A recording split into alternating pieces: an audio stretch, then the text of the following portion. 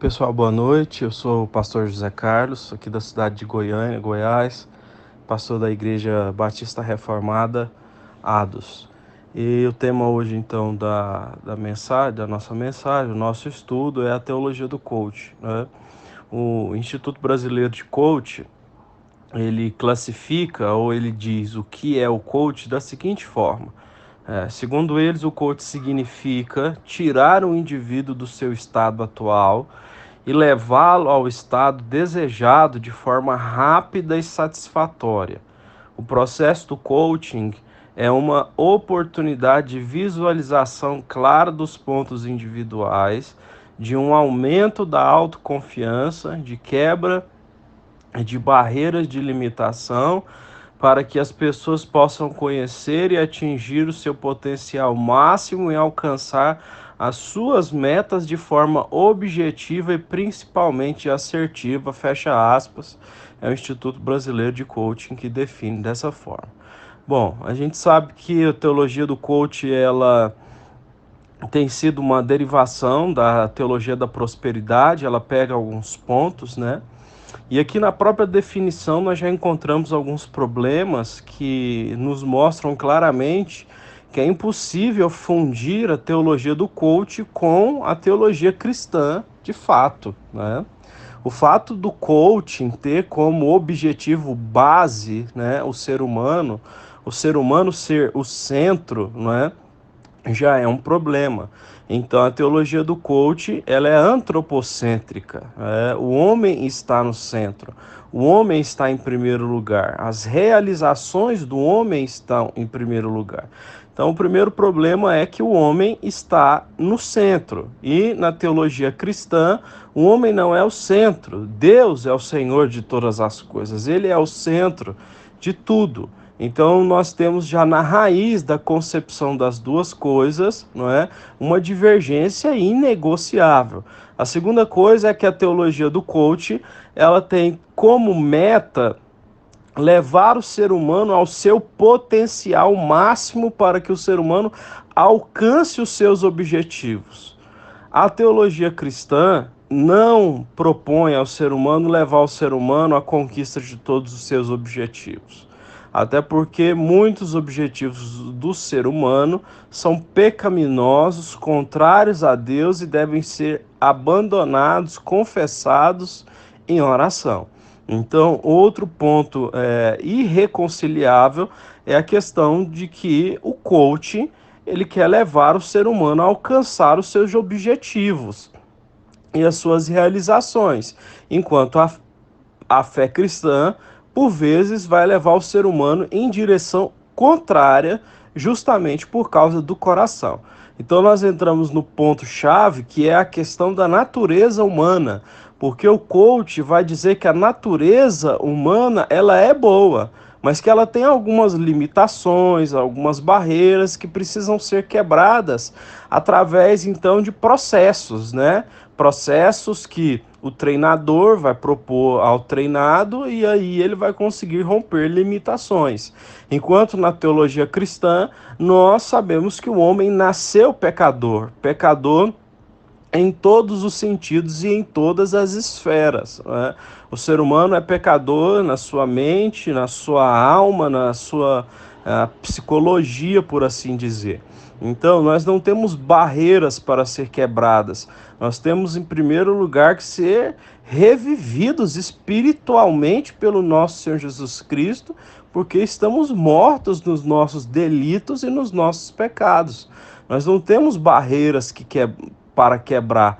Nós precisamos de alguém que nos dê vida, não é? Porque estamos mortos. E Cristo nos dá, então, essa vida. Então, na concepção relacionada à natureza humana, o coach acredita que o ser humano nasce bom, mas tem limitações impostas pela cultura, sociedade, pela criação, pelas finanças e etc. Enquanto na teologia cristã nós entendemos o pecado original como sendo então o nosso problema. Então, aí, partindo já desse pressuposto, já há algo irreconciliável. Não dá para se ter uma teologia do coach.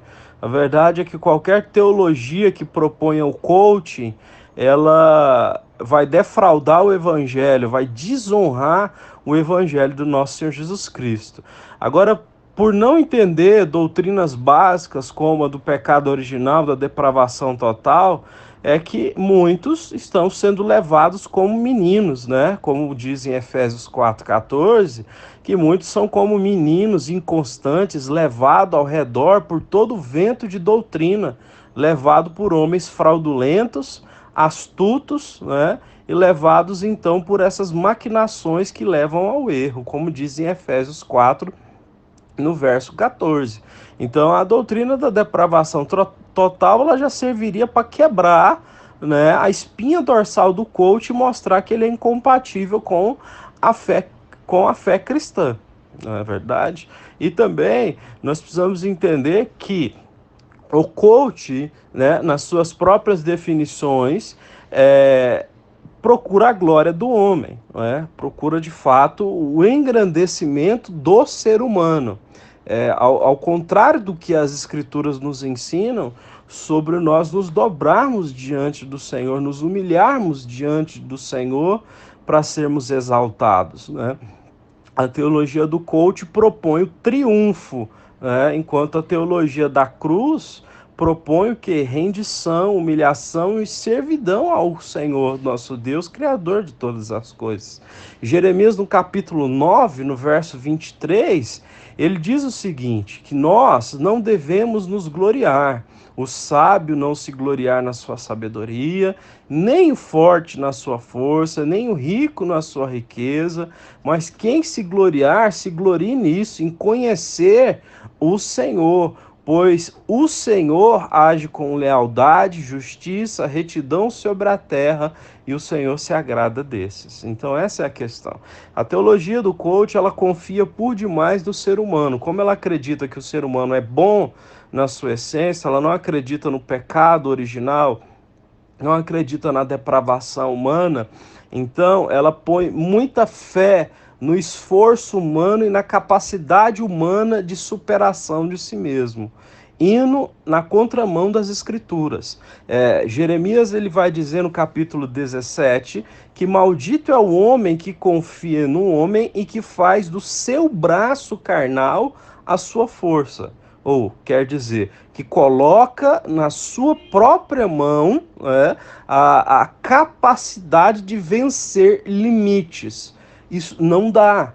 Quando nós olhamos Paulo falando sobre o desenvolvimento dos Gálatas, ele diz no capítulo 3 que os Gálatas nasceram espiritualmente por meio da pregação da fé, mas eles estavam querendo se aperfeiçoar pela força, né? Começar a acertar pela força, se tornarem melhores pela força.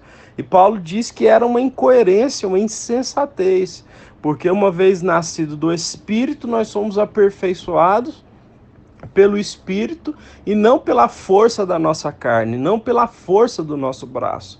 Então, a nossa confiança tem que estar no Senhor. Jeremias, lá no verso 7 do mesmo capítulo 17, ele diz, mas bendito é o homem cuja sua confiança está no Senhor e cuja confiança nele está. Então, isso é uma coisa certa.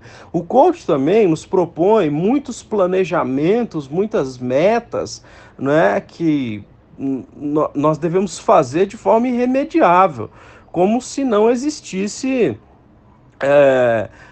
dificuldades. O coach propõe, né, que nós vivemos uma vida praticamente sem aflições, né? E eu me lembro bem da passagem de Tiago, quando eu penso sobre os coaches, os planejamentos que eles mandam as pessoas fazer, me lembro bem da palavra de Tiago no capítulo 4, que ele diz, olha, se você for fazer alguma coisa hoje ou amanhã, não diga que você vai até aquela cidade e vai fazer aquele negócio. Diga, se o Senhor permitir, amanhã eu irei naquela cidade, farei aquele negócio e o Senhor vai me abençoar, né? Porque o que é a vida do homem? A nossa vida é como neblina, que aparece por um pouco de tempo e depois se dissipa. Então, ao invés disso, nós devemos sempre dizer: se o Senhor permitir, nós iremos, faremos isso, e o nome do Senhor, então, vai ser glorificado. Outra questão também envolvendo esses pregadores de coach é que a pregação deles é movida, né, por uma série de ajuntamentos de ciências humanas, como eles usam psicologia comportamental, eles usam métodos de administração, métodos de empreendedores e coisas nesse sentido. Então, eles vão ajuntar uma linguagem de sabedoria humana para ministrar algo que não tem nada a ver com as Escrituras. E aí a gente se lembra de Paulo em 1 Coríntios 2, no verso 1 e 2, onde ele diz: eu mesmo, irmãos, quando estive entre vocês, eu não fui com um discurso eloquente, nem com muita sabedoria para lhes proclamar os mistérios de Deus, porque eu decidi nada saber entre vocês a não ser Jesus Cristo e esse crucificado. Paulo mostrando claramente que a pregação da igreja, a pregação dos ministros do evangelho, é sobre Cristo e sobre a cruz, e não sobre a sabedoria humana, né? Então, infelizmente, você vai perceber que esses pregadores do coach, eles são rasos, eles não conhecem as escrituras, né? Eles usam textos da Bíblia isolados para tentar santificar as suas mensagens, santificar entre aspas, né? E não existe mensagem de arrependimento. Eles não falam sobre a expiação dos pecados, o perdão dos pecados. Eles não falam sobre a redenção em Cristo Jesus. Não falam sobre o pecado original, né, que nós nascemos no pecado, precisamos, né, de um Salvador. Eles falam apenas de aperfeiçoamento pessoal.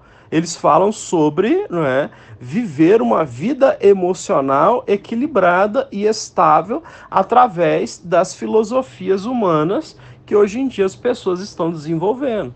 Então, pegar o púlpito de uma igreja para fazer uma coisa dessa é um sacrilégio, de fato, né? Porque a teologia do coach, ela surge com o motivo de tentar motivar igrejas e pastores que já estão desanimados e que já não creem mais no evangelho. E por isso, então, eles precisam acreditar e se escorar nas filosofias humanas, na psicologia, na psicanálise, nessas coisas todas, não é? Então, é uma teologia, como eu já disse, antropocêntrica. O foco é o ser humano, as suas realizações. Isso não tem nada a ver com o evangelho da graça do nosso Senhor Jesus Cristo. Essas pregações não levam o ser humano ao céu, porque todo aquele que ouvir a pregação da cruz, né, e o Espírito Santo o convencer, esse há de ser salvo. Agora, como o Espírito convencerá se não há quem pregue? E essa não é uma pregação. Então, a pregação do coach, ela é positivista. Ela te chama a ser uma pessoa mais positiva, menos pessimista. Ela vai também voltar um pouquinho na questão ali da teologia da prosperidade, da confissão positiva, de você não falar coisas ruins para não atrair coisas ruins para você. É uma pregação extremamente materialista, né, que faz você focar simplesmente na sua vida, na sua profissão, no dinheiro que você vai ganhar, em se tornar rico, iludindo muitas pessoas. Muitas pessoas estão iludidas achando que vão ficar ricas, seguindo, né, esses falsos mestres que pregam essa ideologia tentando usar a palavra de Deus. Esses caras deveriam ser honestos e procurar o público deles sem usar a religião no meio. Agora a questão é que eles estão usando a religião para atrair um público maior e para tentar também dizer que a mensagem deles é bíblica, né? Eles pecam contra o Senhor e aqueles que são adeptos deles pecam também. Então, é ceticismo, é sério. A teologia do coach, ela é cética, não tem fé nenhuma nela. Tem fé no homem, né? Fé no potencial humano, justamente tudo aquilo que a Bíblia fala ao contrário, né? nós não devemos ter fé em nós mesmos. Então, a diferença é que quando a teologia do coach ela vai falar sobre sofrimento ou superação, ela vai falar sobre você ter superação só para você amadurecer, ganhar autoconfiança e coisas nesse sentido. Ok, até aí tudo bem.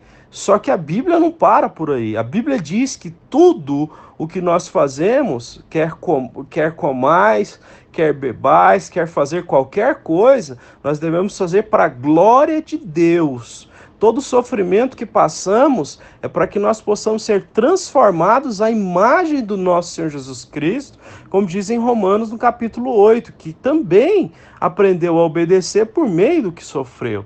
O nosso alvo é Cristo Jesus, não é? E por fim, para não ficar muito longo, a teologia do coach, ela promete o céu na terra. Ela praticamente, sem exceções, ela diz que todos se seguirem, se quebrarem as suas limitações, se mudarem a sua forma de pensar, vão ficar ricos e serem bem-sucedidos. Eles pregam o céu na terra. Né? É uma escatologia materialista. E nós sabemos pela teologia cristã que a nossa escatologia, o final de todas as coisas, o lugar onde não vai haver mais dor, sofrimento, aonde nós seremos então eternos, aonde não vai haver pecado, aonde a nossa felicidade será completa, aonde nós vamos ter plenitude, será somente no céu, no novo céu e na nova terra, depois da segunda vinda de Cristo. Então, a consumação de todas as coisas, ou a plenitude, ela só vai vir após a segunda vinda de Cristo.